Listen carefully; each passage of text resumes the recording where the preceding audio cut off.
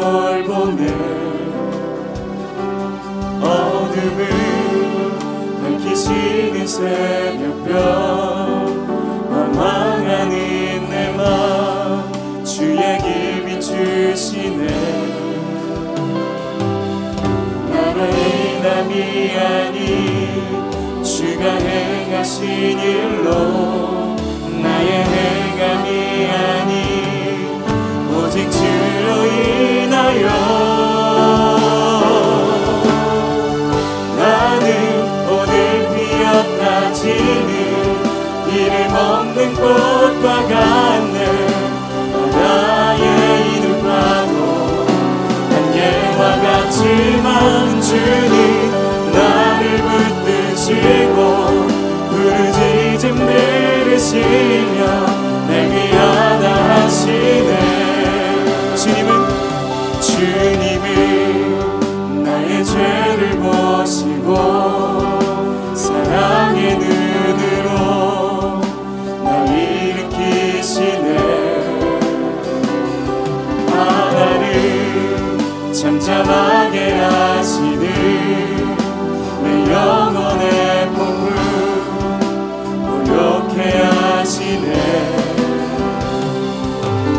나로 인함이 아닌 주가 행하신 일로 나의 행함이 아닌 오직 주로 인하여 나는 오늘 피었다 지는 이름 없는 꽃과 같네.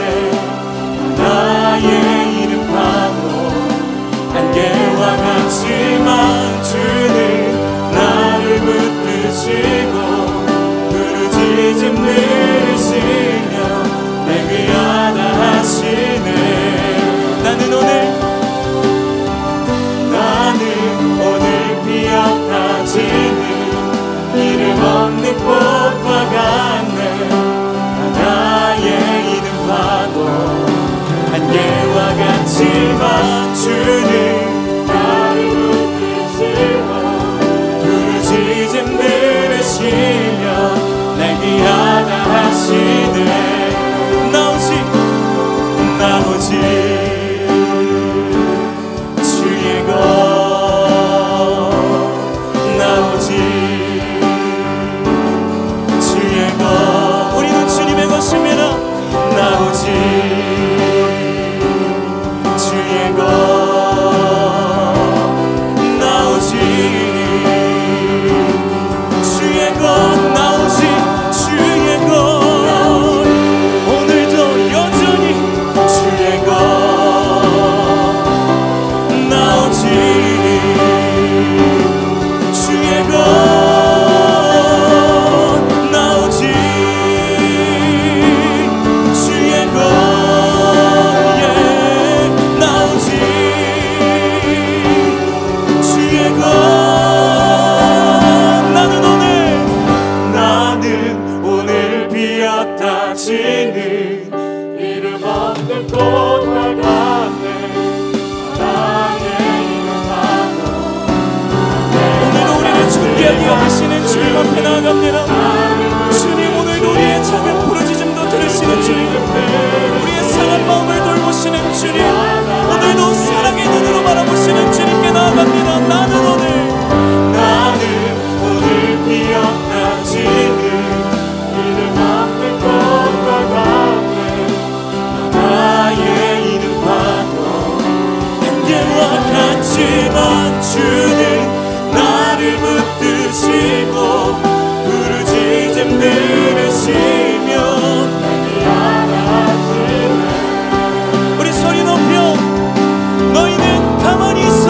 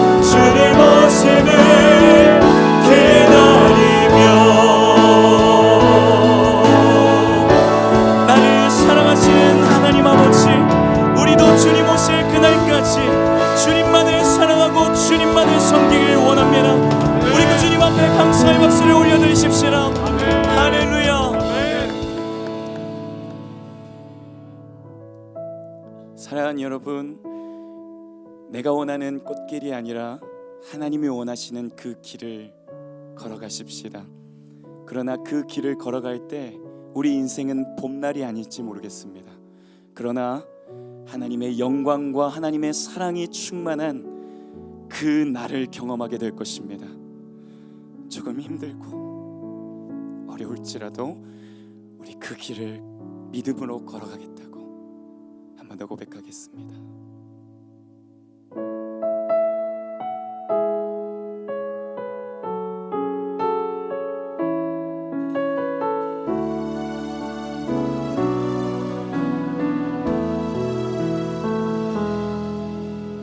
누구나 무거운 짐을 지고 가는 길, 아무도 끝을 알 수 없네.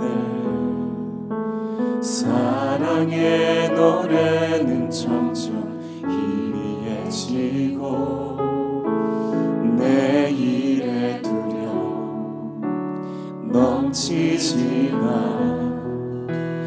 나는 오늘도 가네. 사랑의 주님이 나를 부르신 그 길, 나의 힘으로 갈 수 없네. 믿음의 길 위에 주가 예비하시니 십자가 사랑 의지하여 오늘도 나는 오늘도 가네. 주의 영광 노래하리. 더 이상 나 버틸 힘이 없어도 모든 상황 끝에서 다시 설 때 알게 되리라.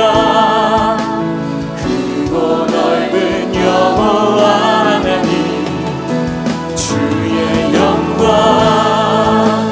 바라보리. 만군의 주 크신 나의 하나님, 전능하신 주님과 동행할 때 알게 되리라. 날 만드신 사랑, 주님이 부르신 그 길을 걸어가십시다. 사랑의 주님이 나를 부르신 그 길, 나의 힘으로 갈 수 없네. 믿음의 길 위에 주가 예비하시니 십자가 사랑 그 하나 의지하여 오늘도 나는 오늘도 가네.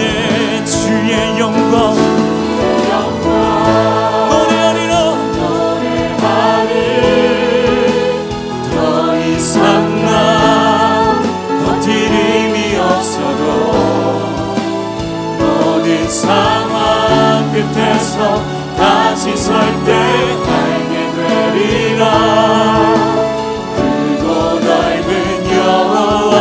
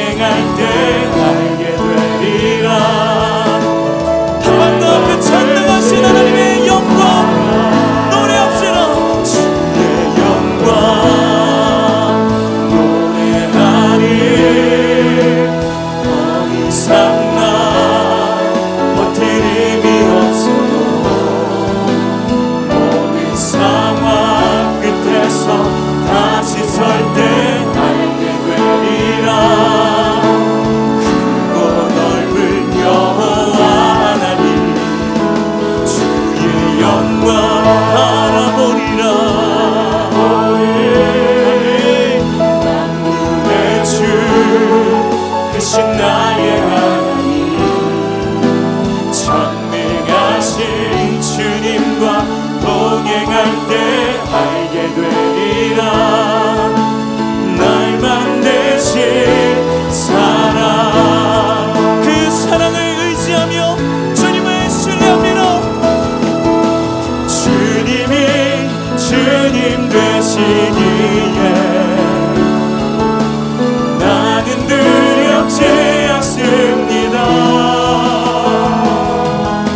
내 믿음은 결과가 아닌 오직 주께만 있으니 나는 주 신뢰합니다. 주님이 주님 되시기에, 주님이 주님 되시기에 나는 두렵지 않습니다. 내 믿음은 결과가 아닌 오직 주께만 있으니 나는, 우리 주님이 기뻐하시는 고백 두 손을 높이 들고 찬양합시다. 주님이 주님 되시기에 나는 두렵지 않습니다. 내 믿음은 결과가 아닌 오직 주께만 있으니 나는 주 신뢰합니다. 그 신뢰하는 주의 말씀 기대하며 함께 기도하며 나아가겠습니다. 주님이 주님 되시기에 나는 두렵지 않습니다. 내 믿음은 결과가 아닌 오직 주께만 있으니 나는 주 신뢰합니다.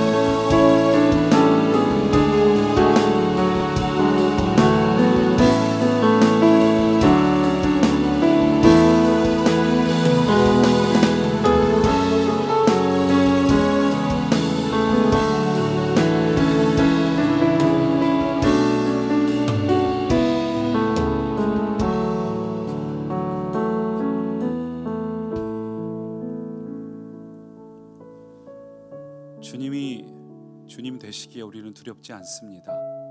오늘 우리가 잃어버리는 것은 하나님이 내 삶의 주인임을 인정하지 않은 나의 태도입니다. 하나님은 살아계시고 지금도 우리와 함께 하십니다. 주님은 우리가 어떤 상황에도 우리를 떠나지 않으십니다.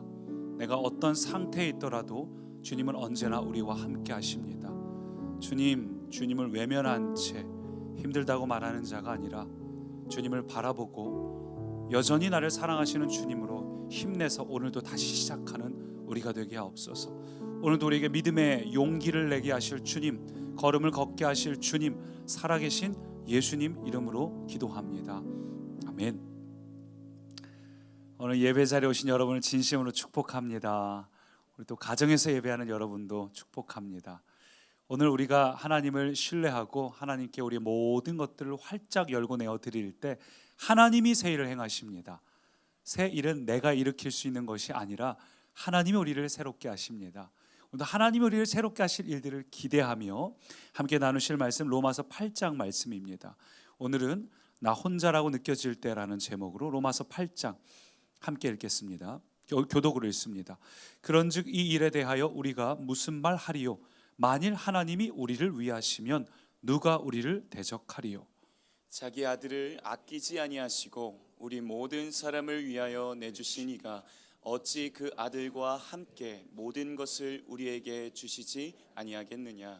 누가 능히 하나님께서 택하신 자들을 고발하리요 의롭다 하신 이는 하나님이시니. 누가 정죄하리요. 죽으실 뿐 아니라 다시 살아나신 이는 그리스도 예수시니 그는 하나님 우편에 계신 자요 우리를 위하여 간구하시는 자시니라.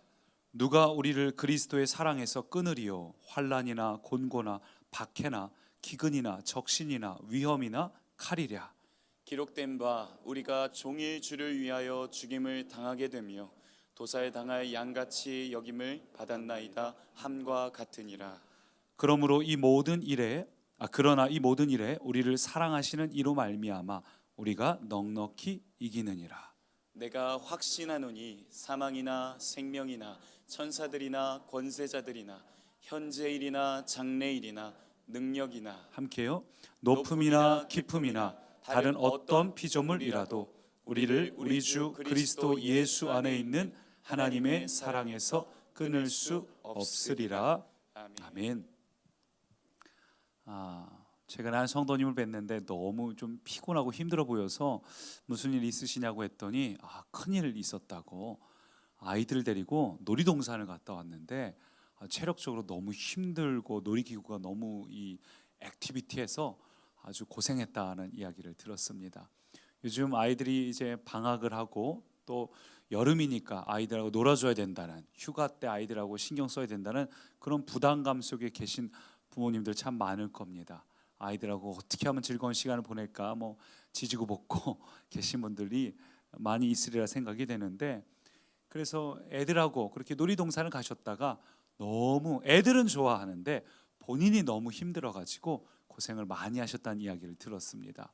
근데 이 얘기를 들어보니까 저도 비슷하다는 생각을 해봤어요.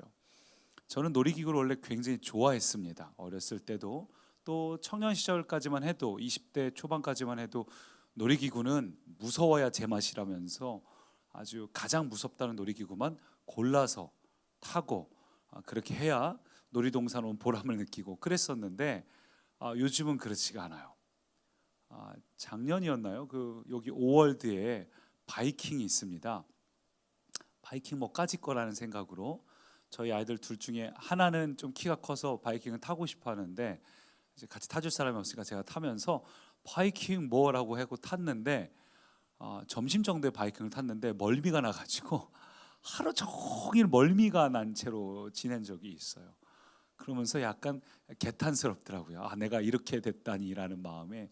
놀이기구 굉장히 좋아하고 짜릿한 걸 좋아했는데 옛날 같지 않다, 이런 생각을 해봤습니다. 그래요 여러분, 어렸을 때는 겁없이 타던 게 어른이 되면 무서워지듯이 우리가 이 어렸을 때 청년 시절에는 겁이 없고 뭐든지 다 할 수 있을 것 같은데 점점점 나이가 들다 보니까, 어른이 되다 보니까 모든 부분에서 자신감이 떨어져요.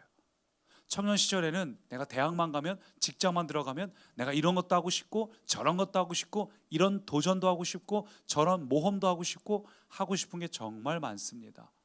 근데 점점 나이가 들면서 우리는 모험보다는 안정을 추구하죠.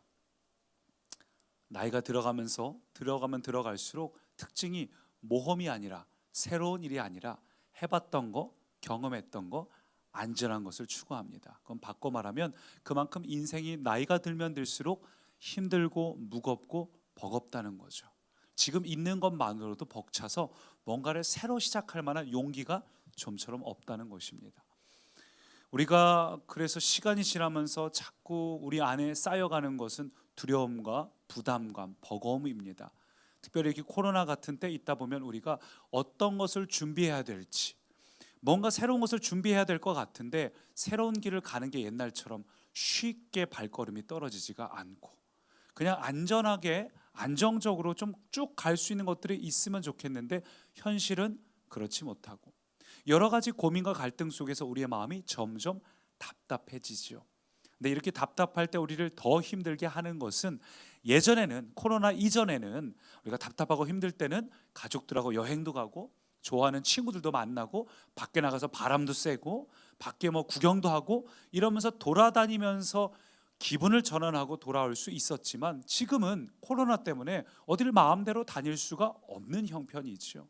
옛날처럼 사람들을 편하게 만나서 수다 떨고 이야기하면서 풀어낼 수가 없는 상황입니다. 신앙도 마찬가지죠. 우리가 옛날에는 답답하고 힘들 때 교회 와서 이런 찬양보다 훨씬 긴 시간 동안, 주일도 찬양 좀 줄은 거 아세요? 여러분 마스크 쓰고 계시기 때문에 주일 찬양을 약간 줄였어요. 수요일도 금요일도 월삭 때도 우리가 옛날에는 30분씩까지 찬양하기도 했는데 지금 다 20분대 안쪽으로 줄였습니다. 마스크 쓰고 오래 찬양하면 숨이 차니까. 옛날에는 우리가 막 찬양하고 기도하고 때로는 답답한 것이 있을 때 하나님 앞에 부르짖어 기도하면서 내 모든 이 것들을 막 쏟아놓고 기도하고 나면 우리의 마음이 후련해지고 하나님의 은혜를 경험하고 그래서 그 은혜 안에서 살아갈 수 있는 힘을 얻었는데 지금은 교회 와도 옛날처럼 마음껏 부르짖어 기도할 수도 없는 환경, 막 소리쳐 찬양할 수도 없는 환경, 마스크 쓰고 있으니까 잘 쉽게 되지가 않죠. 그래도 마스크 쓰고 계시지만 그래도 여러분 자꾸 반응을 하셔야 됩니다. 찬양도 하셔야 되고 아멘도 하셔야 되고 아멘 하셔야 되고 반응을 자꾸 하셔야 돼요. 근데 이게 마음껏 옛날처럼 되지 않으니까 우리의 마음이 좀 답답해지는 거죠. 결국 우리 안에 옛날 같으면 다 풀어내고 쏟아냈던 것이 우리는 항상 이만큼 찬 채로 지내고 있습니다. 그래서 요즘 유행하는 단어 중 하나가 코로나 블루 아닙니까? 6개월, 7개월 지난 동안 우리 안에 이만큼 차인 채로 해소가 되지 않은 채 계속 쌓여가요. 아이들하고 또 방학 때서 지지고 볶고 하면서 계속 쌓이다 보면 이게 결국 어디로 갈까요? 누굴 만나서 풀 수가 없으니까 쌓여 있는 것들이 편안한 대상인 아이들에게 가거나 혹은 사랑하는 배우자에게 가거나 그런 상황을 우리가 지금 경험하는 중입니다. 많은 사람들이 코로나 때문에 또 이 미래 환경 때문에 나이를 먹어가면서 산다는 게 참 힘들다고 하소연을 합니다. 근데 오늘 본문을 보면 우리가 힘든 것은 당시 초대교회 로마 교회 성도들하고 비하면 우리는 사치스러운 거예요. 왜냐하면 당시 초대교회 성도들의 환경은 그 유명한 네로 황제가 통치하던 때입니다. 네로 황제의 통치 초반에는 그래도 괜찮았지만 아시다시피 후반대로 가면서 안 좋아지기 시작해서 로마 대화재 사건 때 그 화재의 책임을 유대인에게 돌리면서 정말 심각한 박해가 시작이 되죠. 로마서는 네로 황제가 통치 시절에 쓰여졌고 아직 대박해가 일어나기 전에 이 편지가 도착했지만 곧 이어서 그대로 대박해가 그들을 이제 힘들게 할 거예요. 그러니까 이 편지가 도착한 건 하나님께서 예비하신 정확한 때에 로마 교회에 도착을 한 거죠. 그러나 아직 본격적인 피해가 시작되지 않았을 때도 이미 로마 교회 성도들의 상태는 핍박과 박해가 심각할 수준이었습니다. 어느 정도였냐면 오늘 본문 35절 보니까 그들이 처한 상황을 알 수 있어요. 같이 봅니다. 누가 우리를 그리스도의 사랑에서 끊으리요? 환난이나 공고나 박해나 기근이나 적신이나 위험이나 칼이랴. 기록된 바 우리가 종일 주를 위하여 죽임을 당하게 되며 도살당할 양같이 여김을 받았나이다 함과 같으니라. 자기들의 상태가 어떠냐면 환난, 곤고, 박해, 기근, 적신, 위험, 칼 이런 상태예요. 그래서 자신들이 도살장에 끌려온 것 같다. 언제 죽어도 이상할 게 없다. 심지어 그것이 종일 주를 위하여 죽임을 당하게 되며 종일이에요. 어떤 기간이 딱 정해져서 어떤 한순간에 몰아치는 것이 아니라 항상 이런 스트레스와 부담감이 그들을 늘 우린 지금 6, 7개월만 이렇게 살아도 힘든데 이들은 계속해서 오랜 시간 동안을 이렇게 살아왔습니다. 이런 상황에서 그들이 힘들었던 건 뭐냐 하면 이렇게 힘들 때 그들이 혼자라고 느껴졌던 거예요. 북한의 지하교회를 상상하면 이해가 될 것 같습니다. 북한의 지하교회가 환난과 박해 속에서 자신들이 어떤 존재인지 들키지 않아야 하죠. 그러니까 서로 옛날에 막 모이고 기도하고 소리쳐서 막 했다가 박해가 시작되면서 북한 지하교회가 더 이상 모이기가 어렵고 막 소리쳐 기도하면서 할 수가 없는 상황. 우리도 그렇지만 로마 교회도 그랬다는 거죠. 모일 수도 없고 소리쳐 기도할 수도 없고 답답한 겁니다. 이 내 안에 있는 것들을 서로 막 만나서 영적인 동지를 만나서 풀어내고 싶은데 그럴 수도 없고, 나 혼자서 이것을 감당해야 되는데 이들을 더 실망케 한 건 하나님도 날 버린 것 같다는 느낌이 드는 거죠. 하나님이 내 기도를 듣고는 계시는가? 이렇게 힘들고 이렇게 비참하고 이렇게 괴로운데 오랫동안 기도했는데 왜 하나님은 가만히 계시는가? 이 세상에 나 홀로 버려진 것 같고 나 홀로 던져진 것 같고 하나님도 나를 외면하시는 것 같고, 이 세상에서 지금 나의 고통과 괴로움을 나 혼자 오롯이 지고 버텨야 된다는 그 사실이 그들을 괴롭고 답답하게 했습니다. 어쩌면 오늘 우리도 비슷한 감정을 느낄 수 있어요. 옛날처럼 막 와서 목장 안에서 교회 안에서 풀 수도 없고, 어떤 분들은 교회 와서도 이야기하기 어려운 일들이 있죠. 내 속에 있는 걸 다 얘기하기가 어려울 때도 있어요. 혼자만 품고 있는데 이걸 그나마 나와 함께 하시는 주님과 나눠진다고 생각이 들 때도 있지만, 어쩔 때는 그 주님이 멀리 떠나 계신 것처럼 느껴질 때도 있습니다. 정말 세상에 나 혼자라고 느껴질 때, 고독하고 외롭다고 느껴질 때, 그 순간에 우리가 기억할 것은 첫 번째, 한번 따라 하시죠. 하나님은 우리를 위하신다. 하나님은 우리를 위하신다. 혼자서 막막하고 외롭고 고독할 때 기억할 것은 하나님은 우리를 위하시는 분이라는 겁니다. 31절 말씀을 같이 읽습니다. 그런즉 이 일에 대하여 우리가 무슨 말 하리요? 만일 하나님이 우리를 위하시면 누가 우리를 대적하리요? 만일 하나님이 우리를 위하시면, 하나님이 우리의 편이 되주시면이란 이야기죠. 근데 여기서 만일이라는 단어를 보면 이 만일은 불확실한 어떤 의심, 가정 이런 걸 이야기하는 게 아니에요. 이게 원어의 의미를 살리면 확실한 사실에 근거한 논리적 가정법입니다. 그러니까 이거는 어떻게 표현할 수 있는 거냐면, 아니 전능하신 하나님이 내 편이라는데 뭘 걱정하고 있어? 전능하신 하나님이 나와 함께 하신다니까. 근데 뭘 걱정해? 이렇게 오히려 더 강조하는 표현이 이 오늘 우리가 읽은 느낌이, 이 말씀이에요. 근데 우리의 문제는 하나님이 날 위하고 계시다는 게 잘 믿어지지가 않아요. 잘 느껴지지가 않아요. 만일 하나님이 우리를 위하시면, 이 표현이 근데 나는 왠지 하나님이 나를 위해서는 위하지 않으시는 것 같고 내 편이 아니신 것 같고, 하나님도 날 버리신 것 같고 세상도 날 버린 것 같고, 때로는 나도 내가 싫을 때가 있잖아요. 나도 내 편을 대주고 싶지 않을 때가 있어요. 남들은 다 뭔가 잘하고 잘 해내는데 나는 저 사람들처럼 못하지? 엄마로서 자기 자신을 보며, 아빠로서 가장으로서 자기 자신을 보며, 여러분의 우리 역할을 보면서 딴 사람들은 다 뭔가 이렇게 하는데 왜 나는 저게 안 될까? 왜 나는 저게 못할까? 나도 내 편이 돼주지 않을 때가 있죠. 근데 그런 순간에 하나님도 날 떠나신 것처럼 느껴지는 때가 있습니다.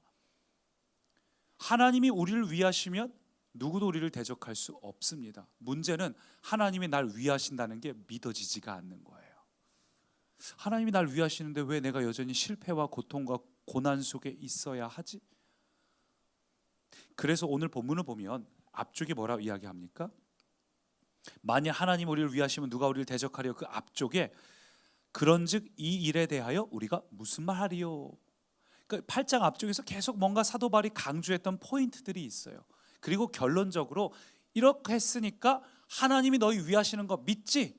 너희는 이길 수 있어. 그 표현을 하는 거죠. 그럼 그 앞에서 바울이 이야기한 게 뭔가, 믿어지지 않는 우리에게 오늘 본문 이 8장에서 앞서서 우리가 지난주부터 나눴던 말씀 뭐였는지 다시 한번 정리를 하면, 첫 번째는 8장 2절 말씀이에요.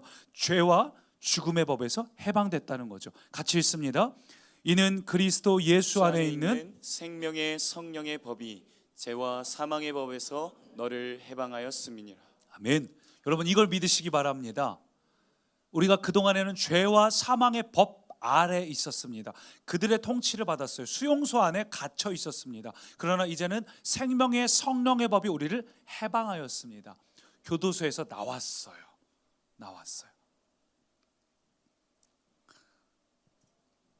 저 이렇게 교역자들 막 입고 할 때 장난칠 때가 있었는데, 옛날에 옛날에 이렇게 막 이렇게 손만 이렇게 하면 우우 이렇게 하면서 막 맞는 신용하면서 평상시에 때렸다고 막 이렇게 농담하면서 놀았던 적이 있는데 갑자기 그게 생각이 나요. 우리가 해방이 돼도 상대가 나를 때릴 수 없다고 해도 우리가 당한 게 있으면 상대가 손만 올려도 움찔 놀랍니다. 근데 우리가 기억할 건 해방되었다는 겁니다. 손은 들 수 있어도 나를 칠 수가 없어요. 저와 여러분이 해방되었지만 그동안 당해 온 게 있으니까 나도 모르게 움츠러들고 나도 모르게 뒷걸음질 칠 수는 있어요. 그러나 잊지 말아야 될 건 우리는 해방된 존재입니다. 우리는 자유로운 존재예요. 그동안 익숙해왔던 습관과 관습에 매여 있다 보니까 혹 튀어나오는 것일 수는 있어도 튀어나오는 것은 매여 있는 행동 때문에 나온 거지 우리가 그 아래 거하고 있는 건 아닙니다. 우리는 해방되었습니다. 우리는 생명의 성령의 법이 통치하는 자입니다. 사단이 우리를 공격하는 것보다 그 옛 습관이 튀어나오는 것보다 하나님의 사랑을 누리는 순간이 훨씬 많습니다. 계속해서 우리는 하나님의 사랑에 익숙해져 가고 옛 습관들은 계속 깨져나갈 겁니다. 우리가 어떤 존재인지를 기억해야 돼요. 나는 해방된 존재구나. 또 해방됐을 뿐만 아니라 두 번째 8장 15절 보니까 말씀을 바로 읽을까요? 8장 15절 말씀 같이 읽습니다. 너희는 다시 무서워하는 종의 영을 받지 아니하고 양자의 영을 받았으므로 우리가 아빠 아버지라고 부르짖느니라. 하나님을 아버지라고 부르게 됐다는 겁니다. 무서워하는 종의 영이 아닌 아빠 아버지. 마치 둘째 아들이 집 나갔다가 돌아오면서 아버지께 나아가서 나를 종이라도 하인이라도 날 받아주십시오라고 다짐하면서 가잖아요. 마치 일종의 행위 구원 같은 거죠. 내가 열심히 해보겠으니 나를 긍휼히 여겨주십시오 이런 마음. 근데 아버지가 딱 나를 만났을 때 종이라고 부르는 게 아니라 뭐라고 불러주시죠? 종으로 걷어주셔도 정말 놀라운 거 아닙니까? 그분의 보호 아래 거하게 되는 거니까. 근데 종이 되면 하나님 앞에 뭔가를 끊임없이 해내야 된다는 부담감이 있는 거죠. 근데 주님은 돌아온 아들, 배신자, 엉망진창인 그 아들, 둘째 아들을 종이라 하지 않고 아들이라고 하시고 발에 신을 신기우시고 손에 가락지를 끼워주셨어요. 그래서 오늘 말씀도 보니까 아빠 아버지라고 부르짖느니라. 부르짖는다는 건 기도하는 거죠. 우리가 이제는 기도할 때 하나님의 능력과 일하심을 경험하는 존재로 변화되었습니다. 저와 여러분은 단순히 구원받고 해방된 존재가 아니에요. 단순히 그냥 해방되어 가지고 자유로운 존재가 아니라 지금도 여러분이 기도할 때 하나님이 여러분의 음성에 즉각 반응하십니다. 너의 작은 신음에도 응답하시니 너는 어느 곳에 있든지 주를 바랄지어다. 주만 바라볼지라. 주를 우리가 바라보고 주님께 기도할 때 주님은 우리에게 즉각 응답하십니다. 우리는 그런 존재가 되었어요. 여러분, 우리가 기도할 때에 하나님이 과연 응답하실까? 응답하십니다. 단지 우리가 원하는 때랑 다르다고 해서 우리가 사단에게 속을 뿐이지, 사단은 우리에게 끊임없이 의심을 심어주죠. 불안합니다. 우리는 지겨워요. 여러분, 그런데 건물이 높이 올라가려면 그 높은 건물은 깊은 기초를 얼마나 깊이 세우느냐에 따라, 얼마나 깊어지느냐에 따라 그 건물의 높이가 결정되는 거죠. 하나님도 우리에게 우리 인생의 깊은 고통을 허락하시는 이유는 그만큼 우리 인생을 성숙시키기 위함입니다. 그래서 하나님은 때로 우리에게 기다리게 하실 때가 있어요. 그러나 그 기다림은 단순히 기다림으로 끝나는 게 아니라, 절망으로 끝나는 것이 아니라, 아픔과 고통으로 끝나는 것이 아니라 해산의 고통임을 기억하시기 바랍니다. 해산의 고통이에요. 오늘 굉장히 괴롭고 힘들지만 그렇게 얻어진 그 값진 생명, 값진 열매 앞에서 우리가 큰 기쁨을 누리는 것처럼 하나님께서 우리에게 주신 고통과 아픔은 분명 그 순간은 괴롭지만 하나님은 그것을 통하여 그 이상으로, 그게 설령 내 잘못이라 해도 하나님은 그것을 선영하여서 해산의 고통을 반드시 맛보게 하십니다. 그래서 우리가 기억할 세 번째가 바로 이거예요. 로마서 8장 28절, 우리 이 말씀을 같이 읽어봅니다. 하나님을 사랑하는 자, 곧 그의 뜻대로 부르심을 입은 자들에게는 모든 것이 합력하여 선을 이루느니라. 아멘. 오늘 우리가 겪고 있는 고난에 실망하지 마세요. 하나님의 응답 안 하신다고 실망하지 마세요. 다니엘이 기도할 때 그 기도한 첫날 즉각 하나님은 천사를 보내셨습니다. 도착하는 데 시간이 걸렸을 뿐이지, 영적 전쟁이 치열해서 오래 걸렸을 뿐이지, 하나님은 우리의 기도를 즉각 들으시는 분입니다. 하나님께서 우리의 기도를 들으시고 때로는 우리의 기초가 깊어지기를 기다리실 때가 있어요.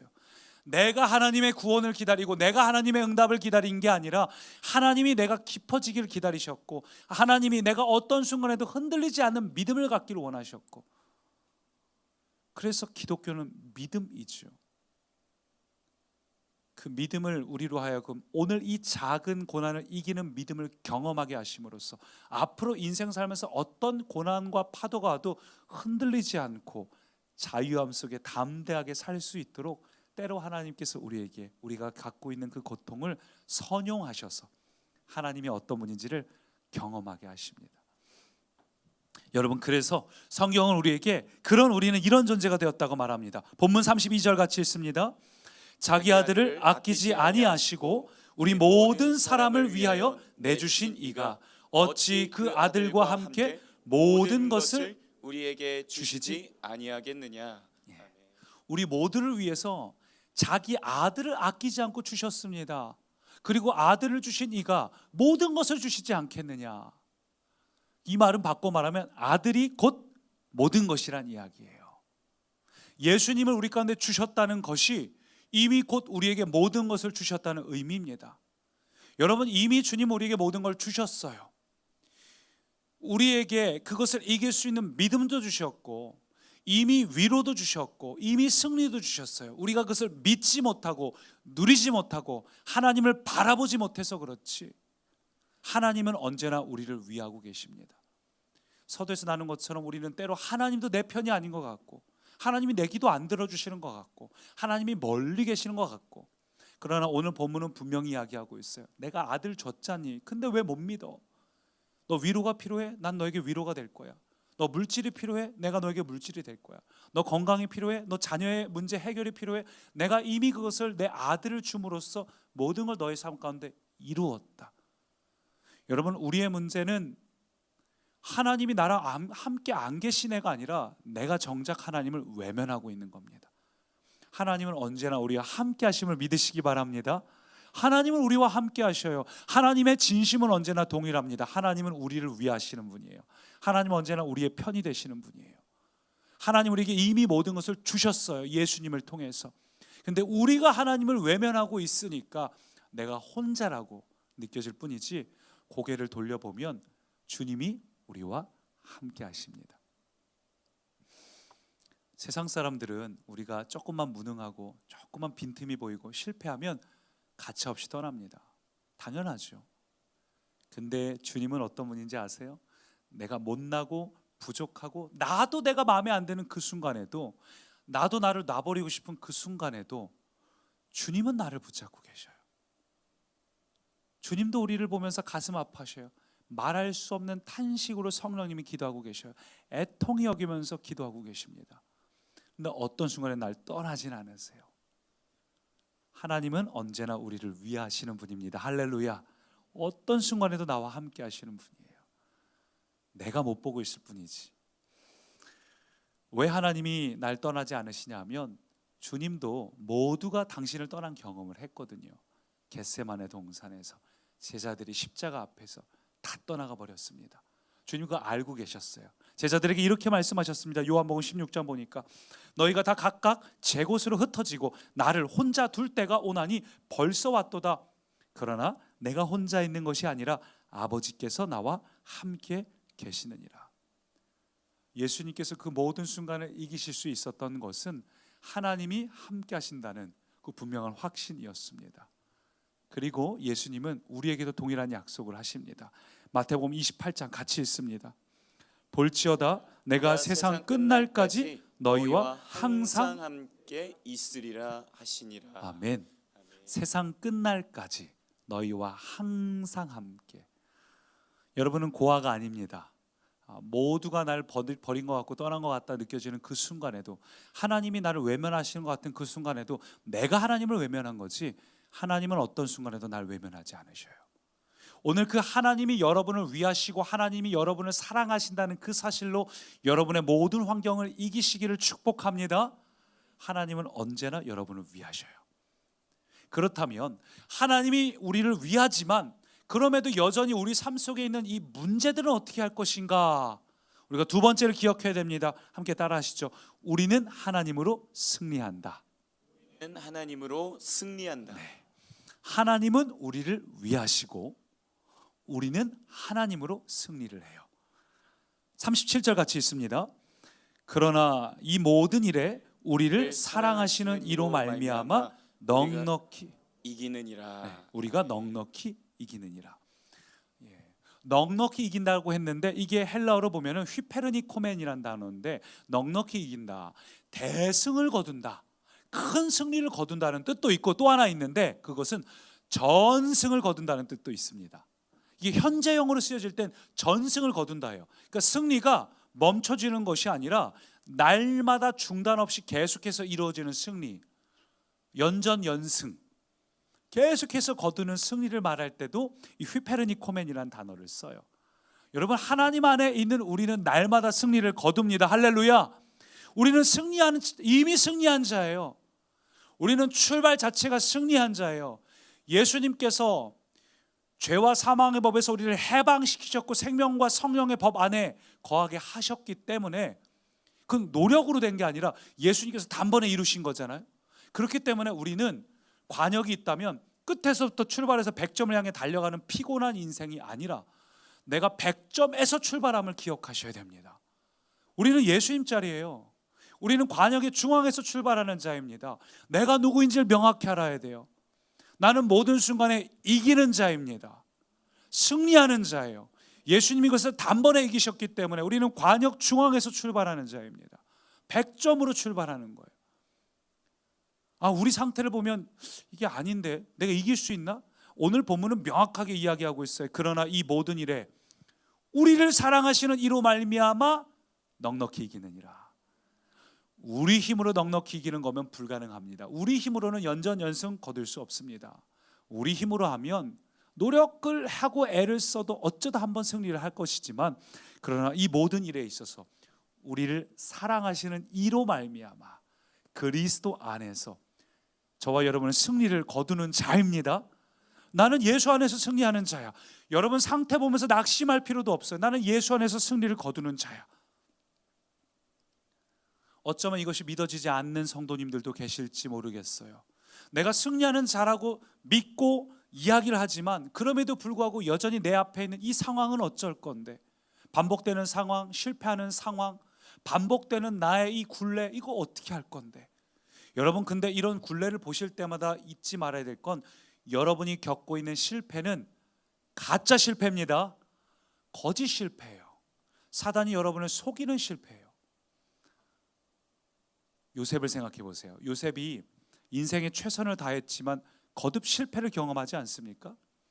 노예로 가서 억울했지만 그가 하나님 앞에서 최선을 다했어요. 그런데 삶이 그를 속이지요. 오히려 그가 죄수의 신분이 됩니다. 상황이 더 안 좋아져요. 얼마나 비참합니까? 내가 최선을 다해도 인생은 실패할 수 있어요. 그러나 하나님의 관점에서 보면 그 실패는 진짜 실패가 아니었습니다. 가짜 실패예요. 그것은 사실은 하나님께서 계획하신 길을 향해 달려가는 지름길이었습니다. 나는 요셉처럼 최선을 다해서 살고 있지 않은데 하는 분이 있다 할지라도 여러분 관계없어요. 하나님은 어떤 분이라고요? 아까 전에 합력해서 선을 이루시는 분이다. 오늘 내가 연약함이 있고 잘못함이 있어요. 부족함이 있습니다. 그러나 그것이 하나님 앞에 올려질 때에 하나님은 그것을 하여금 더 깊은 기초가 되게 하셔요. 마음이 괴롭고 아픈 만큼 하나님의 은혜를 더 많이 누리게 하시는 분입니다. 그러니 사단에게 속지 마세요. 우리의 결론은 반드시 승리입니다. 어떤 순간에도 승리로 끝납니다. 여러분의 과정을 보면서 사단에게 속지 마시고, 사단에게 속아서 여러분의 감정을 빼앗기지 마시고, 어떤 순간에도 우리의 결론은 반드시 승리입니다. 그래서 요한복음 16장 보니까 주님께서 가짜 실패에 속지 말라고 우리에게 이렇게 말씀하셨어요. 같이 읽습니다. 이것을 너희에게 이르는 것은 너희로 내 안에서 평안을 누리게 하려 함이라. 세상에서는 너희가 환난을 당하나 담대하라, 내가 세상을 이기었노라. 할렐루야. 예, 세상에서는 우리가 환난을 혹 당할 수 있어요. 당하지 않는다가 아닙니다. 살다 보면 누구나 인생은 고난을 당하고 어려움을 당합니다. 죄의 삭신 사망의 이 세상 가운데 있기 때문에.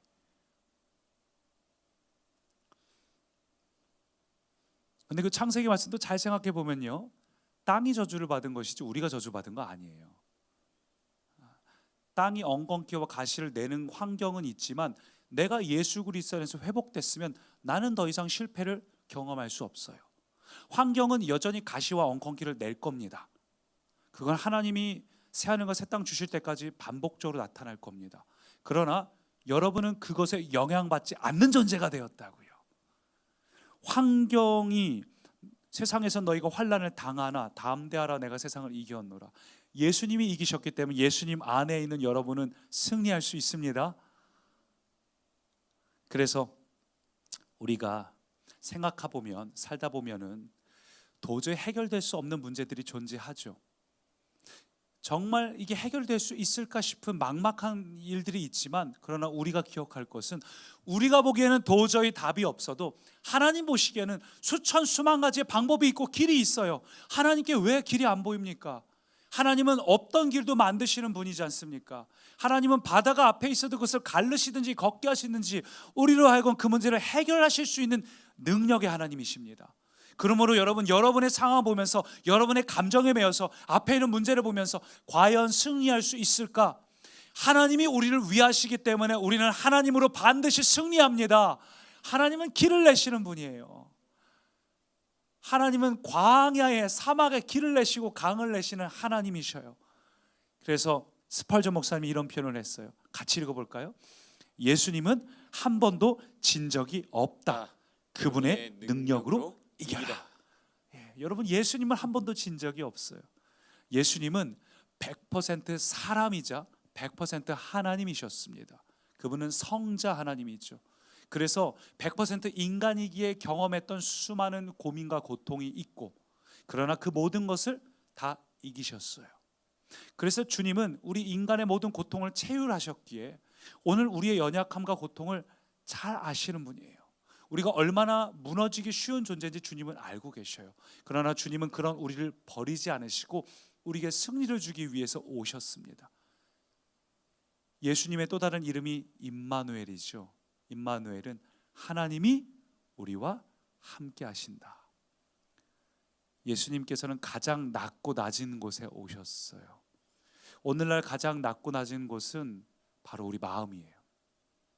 이 마음만큼 비천하고 마음만큼 골짜기가 깊은 곳이 또 있을까요? 끝이 보이지 않게 깊은 까마득한 낭떠러지, 깊은 골짜기. 우리는 우리 자신을 보면은 사람들은 몰라도 나는 내 자신을 알죠. 근데 이 낮은 곳에 예수님은 오셨습니다. 예수님은 우리가 어떤 상태든 관계없이 그런 우리에게 찾아오셨고, 단지 우리를 오실 뿐만 아니라 우리를 승리케 하시는 분입니다. 여러분의 삶의 환경이 어떻든 관계없습니다. 하나님 앞에서 골짜기는 메워지게 되어 있습니다. 높은 봉우리는 낮아지게 되어 있고, 하나님께서 오시는 자리마다 새 일이 일어납니다. 그래서 우리가 이 연약하고 무능한 우리가 이길 수 있도록 하나님께서 내신 방법이 있어요. 창세기에도 이게 나오는데, 창세기를 보면 아담과 하와가 자유의지를 주시고 그들이 실패할 걸 아셨죠. 아셨기 때문에 하나님께서 세우신 플랜 B가 예수님을 상징하는 가죽 옷이었습니다. 마찬가지예요. 오늘 우리가 구원받는다고 해도 우리 힘으로 하나님의 뜻을 이룰 수 없다는 것 주님은 아십니다. 그래서 우리에게 주신 분이 누구일까요? 오늘 본문 38장 26절 같이 읽어봅니다. 이와 같이 성령도 우리의 연약함을 도우시나니 우리는 마땅히 기도할 바를 알지 못하나 오직 성령이 말할 수 없는 탄식으로 우리를 위하여 친히 간구하시느니라. 아멘. 우리는 연약합니다. 성령님께서 때로 우리를 보시면서 탄식하실 때도 있어요. 그러나 성령님 날 떠나지 않으시고 날 위에 붙잡아주고 계십니다. 나를 세우고 계십니다. 여러분, 성령님께서 여러분과 함께하고 계시면 우리는 반드시 변화되게 돼 있습니다. 오늘 우리가 해야 될 일은 겨자씨만한 믿음이라도 좋으니 주님을 붙잡고 다시 시작하는 것입니다. 오늘 저와 여러분이 누구인지 기억하십시오. 내 인생 살면서 고독하고 외롭다고 느껴지는 것, 내 편이 없다고 느껴지는 것, 때로는 나도 내 편 들고 싶지가 않고 하나님이 멀리 계신 것처럼 느껴지지만 진짜 문제는 내가 하나님을 외면하고 있었기 때문입니다. 하나님은 언제나 우리와 함께 하십니다. 이제 하나님을 외면하지 마시고 날 사랑하시는 하나님을 주목하십시오. 하나님은 오늘도 우리에게 격려하시고 응원하시는 분이에요. 오늘도 우리가 다시 일어나기를 원하시는 분이에요. 나는 포기하고 넘어지고 싶고 주저앉고 있는데 주님은 그런 나를 절대 그냥 두지 않으시고 오늘도 우리를 다시 일으키시는 분입니다. 그리스도 안에서 실패자는 없습니다. 그리스도 안에서는 승리자만 있을 뿐입니다. 왜냐하면 예수님이 세상을 이기셨기 때문입니다. 우리는 100점에서 출발하는 자입니다. 삐끗할지라도 다시 100점으로 돌아가요. 여러분이 아무리 빵점으로 다른 박질해도 탁 놓는 순간 꼬무줄처럼 땡겨서 여러분은 100점 자리로 되돌아가게 되어 있습니다.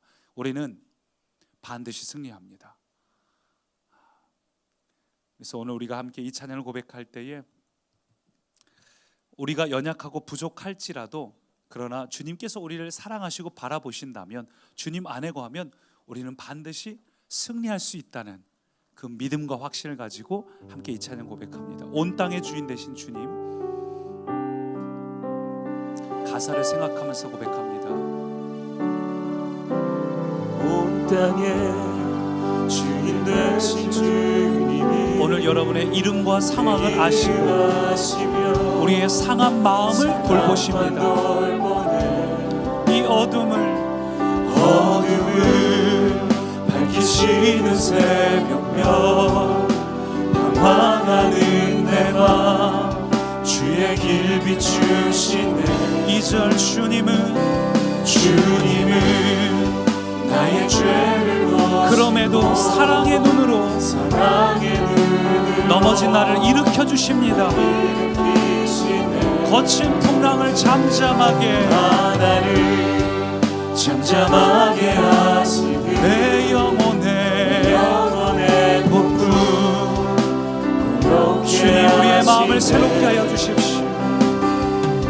나로 인함이 아닌 주가 행하신 주님이 이미 이루신 나의 행함이 오직 주님이 이미 이루신 십자가의 그 일로 나는 오늘 피었다 지는 이름 없는 꽃과 같네. 주님 나는 연약하고 부족하지만 주님 나는 어리석고 수시로 넘어지지만 주님이 나를 붙드시기에 주님이 내 기도를 들으시기에 주님이 날 귀하다 여기시다. 우리는 반드시 승리합니다. 나는 오늘 피었다 지는 이름 없는 꽃과 같네. 주님 나는 부족하고 연약하지만 그러나 주님이 나를 붙들어 주시고 내 기도를 들으시고 나를 귀하다 하시네. 우리 후렴 찬양 들으면서 합심으로 기도합니다. 주님이 날 귀하다고 하시고 주님이 날 위해 일하고 계시면 우리는 모든 풍랑을 이길 수 있습니다. 그것은 나로 인함이 아닌 주가 행하신 일입니다. 오늘 주님께서 나의 죄를 보시고 사랑의 눈으로 나를 일으키시는 분입니다. 여러분 더 이상 할 수 없다는 생각에 매여 있지 마세요. 혼자라는 생각도 하지 마세요. 사람들 의지하지 말고 하나님을 의지하시기 바랍니다. 하나님이 멀리 있다고 착각하지 마시고 하나님 외면하지 마시고 언제나 나와 함께 계신 그 하나님을 바라보시기 바랍니다. 하나님이 여러분을 사랑하십니다. 하나님은 오늘도 여러분을 일으키십니다. 아멘. 여러분 겨자씨만한 믿음이라도 반응하여서 주님 그 사랑으로 오늘도 다시 시작합니다. 아멘. 넘어지지 않고 걸어가도록 용기와 힘을 더하여 주십시오. 같이 기도합니다. 오 주님, 오늘 주님 나를 사랑하시는 주님, 그 주님의 사랑으로 오늘도 걸어갑니다. 오늘도 길을 나가고 나는 승리로 시작하여서 승리로 맞춰진 인생입니다. 예수 안에 있는 자에게 실패는 없습니다. 예수 안에 있는 자에게 승리뿐입니다. 예수 안에 있는 자에게는 승리뿐입니다. 예수 안에 있는 자는 실패할 수 없습니다. 예수 안에 있는 자는 반드시 승리합니다. 주님이 나와 함께 하시면 나는 반드시 승리합니다. 주님이 나와 함께 하시면 나는 반드시 승리합니다. 주님 이 시간 나를 붙잡아 주옵소서. 주님 이 시간 나를 붙잡아 주옵소서. 하나님이 우리를 위하시고 누가 우리를 대적하는 오 주님 이 시간 우리를 붙잡아 주옵소서. 이 모든 일을 우리가 사랑하시는 없는 꽃과 같네. 하나님의 사랑 안에서 끊어지지 않는 그 사랑 안에서 우리는 반드시 승리합니다. 주님 감사합니다. 주님 감사합니다. 우리를 붙잡아 주셔서 감사합니다.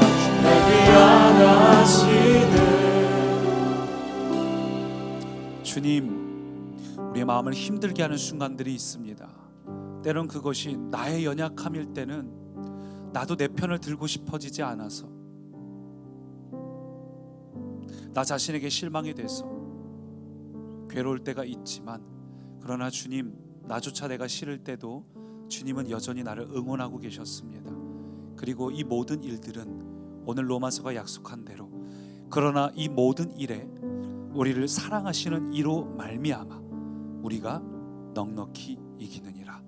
주님, 우리가 이 말씀을 믿습니다. 우리는 이 말씀을 붙잡습니다. 오늘도 이 말씀을 붙잡고 한 주간을 살아갑니다. 이 한 주간에도 여전히 나는 외로울 때가 있겠고, 세상에 환란이 닥칠 때가 있고, 나 자신에게 실망될 때도 있겠지만, 임마누엘 하신 하나님이 그 순간에도 나를 붙잡고 다시 일어나길 원하시고 응원하시기에 예수로 인해서 승리하겠습니다. 믿는 자에게 실패는 없습니다.